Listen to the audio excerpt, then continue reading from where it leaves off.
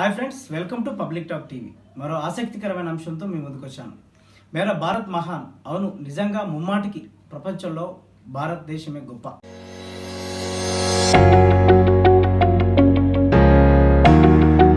మేరా భారత్ మహాన్. అవును, ముమ్మాటికి ప్రపంచంలో మన దేశమే గొప్ప. ఈ మాటలు ఏదో మాట వరుసకో లేకపోతే మనం మన గొప్పతనాన్ని ప్రపంచానికి చాటి చెప్పడం కోసమో కాదు.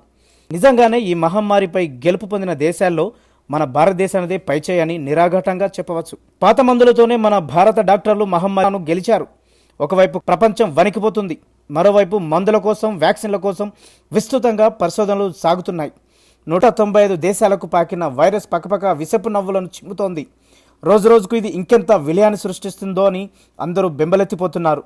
ఈలోపు సైలెంట్గా మన ఢిల్లీ డాక్టర్లు తమకు తెలిసిన పాత మందులతోనే అవలీలగా గెలిచారు.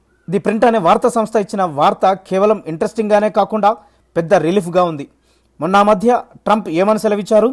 అందరికీ తెలిసిన హైడ్రాక్సిన్, క్లోరోక్విన్ ఈ మహమ్మారి చికిత్సకు బాగా పనిచేస్తుందని, ఈ మందు వాడేందుకు తగిన అనుమతులు ఇచ్చేస్తున్నామని చెప్పారు.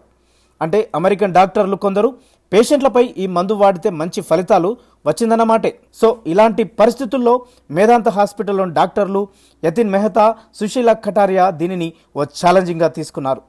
ఎలాగూ క్వారంటైన్ తప్పదు కదా, కాబట్టి క్వారంటైన్లో ఉంచి చికిత్స చేయడం ప్రారంభించారు. ఇక్కడ అతిపెద్ద సమస్య ఏంటంటే అందరూ 65 ఏళ్ళు పైబడిన వారే. అంటే కరోనాకు ఈజీ టార్గెట్స్ అన్నమాట. పైగా ఇండియాకి వచ్చిన ఈ 14 మంది టూరిస్టుల్లో ఎవరికీ ఇంగ్లీషు అసలే రాదు. అది మరో చిక్కు. ఇక చేసేదేముంది? గూగుల్ ట్రాన్స్లేటరే దిక్కైంది. దానివలన మినిమం కమ్యూనికేషన్స్కి డోకా లేకుండా పోయింది. క్వారంటైన్లో చేర్చాక వారం రోజులకు ఒక్కో లక్షణం కనిపించసాగింది. రోజుల్లో కనిపించే లక్షణాలను బట్టి ముందుగా పారాసిటమాల్ మాత్రలు, దగ్గు సిరప్, ఇమ్యూనిటీ పెంచడానికి విటమిన్ మాత్రలు ఇవ్వడం మొదలుపెట్టారు యతిన్ మెహతా, సుశీల కటారియా. ఇంకాస్త తీవ్రత పెరిగాక యాంటీవైరల్ డ్రగ్ లోపినావిర్ ఇచ్చారు. దానికి యాంటీబయాటిక్ అజిత్రోమైసిన్ జత చేశారు. మలేరియా జ్వరానికి వాడే హైడ్రోక్సీ క్లోరోక్విన్ ఇచ్చారు. ఒకరిద్దరికి అక్టెమ్రా వాడారు. వ్యాధిని తగ్గుముఖం పట్టించడమే అసలు సమస్య. ఏమైందంటే ఆ 14 మందిలో 11 మందిని గత 23వ తేదీన డిశ్చార్జ్ చేశారు. మరో ఇద్దరిని కొన్ని రోజుల వ్యవధిలోనూ డిశ్చార్జ్ చేసే అవకాశాలున్నాయి. 70 ఏళ్ళు దాటిన ఒక రోగి కండిషన్ మాత్రం ఇప్పటికీ క్రిటికల్గానే ఉందట. తనపై ఈ మందులు పనిచేయలేదని డాక్టర్లు వెలవెలబోయారు. చికిత్స తీసుకున్న 14 మంది పేషెంట్లలో 11 మంది ఇప్పటికే డిశ్చార్జ్ కావడం విశేషమైతే ఇక్కడ 2 శుభవార్తలు మనం తెలుసుకోవాలి. ఒకటి, కొత్త మందులు కాదు, పాత మందులతోనే రోగికి నయం అవుతుందని.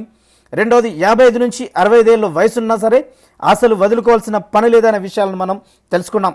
ఇక మూడో విషయానికి వస్తే ప్యానిక్ కావాల్సిన అవసరం అంతకంటే లేనే లేదు. చివరిగా డాక్టర్లు యతిన్ మెహతా, సుశీల్ కటారియా బృందం ఇటలీ ఎంబసీతో ఎప్పటికప్పుడు కాంటాక్ట్లో ఉండటమే కాదు, ఆ రోగుల కుటుంబ సభ్యుల నంబర్లు తీసుకొని వీళ్ళ స్థితిని రోజు వాట్సాప్లో షేర్ చేస్తూ వచ్చారు. ప్రస్తుతం క్రిటికల్గా ఉన్న రోగి కూతురు కూడా ఇటలీలో ప్రాక్టీసింగ్ డాక్టర్. ఈ చికిత్స వివరాలను ఎప్పటికప్పుడు తెప్పించుకొని ఇటలీలో ఇదే రీతిగా ట్రీట్మెంట్కు ట్రై చేస్తుందట. అందుకే మేరా భారత్ మహాన్ అని చెప్పుకోవడం కేవలం గొప్పల కొరకే కాదు కదా. అవును, ముమ్మాటికి ప్రపంచంలో మన దేశమే గొప్ప. Keep watching public talk TV.